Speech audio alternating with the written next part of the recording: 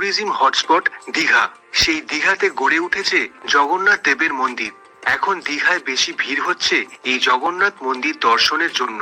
বয়স্ক মানুষ রয়েছেন আমার দর্শক বন্ধু, যারা দীঘার জগন্নাথ মন্দিরে আসতে ইচ্ছুক, কিন্তু সেক্ষেত্রে একটা প্রশ্ন হয়ে দাঁড়ায়, যারা হাঁটাচলা করতে পারেন না তারা কি মন্দিরে আসতে পারবেন? তো সেক্ষেত্রে কিন্তু মন্দির কর্তৃপক্ষ হুইল চেয়ার প্রোভাইড করছে। এখানে এরকম হুইল চেয়ার রয়েছে, এই হুইল চেয়ার নিয়ে কিন্তু আপনারা মন্দিরের ভেতরে যেতে পারবেন। যদি মেন গেটে কিন্তু আপনারা হুইল চেয়ার পেয়ে যাবেন। গাড়ি নিয়ে আসবেন, তারা 6 নম্বর গেটের থেকে গাড়ি পার্ক করে সোজা চলে আসবেন এই রাস্তা ধরে। মন্দিরের গেটের উল্টো দিকেই রয়েছে জুতো রাখার কাউন্টার। একই সঙ্গে ছোটখাটো ব্যাগ কিংবা বাইকের হেলমেটও সেখানে রেখে দিতে পারেন। মোবাইল, বেল্ট, পার্স এগুলো নিয়ে মন্দিরে প্রবেশ করতে পারবেন। তবে দেশলাই, সিগারেট, বিড়ি বা কোনো মাদক দ্রব্য নিয়ে মন্দিরে প্রবেশ অ্যালাউ নেই, কারণ গেটে চেক করা হবে।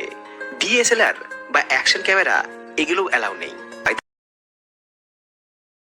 দেখছেন, এই ধ্বজাটা প্রতিদিন বিকেল 4:30টার সময় পরিবর্তন করা হয়।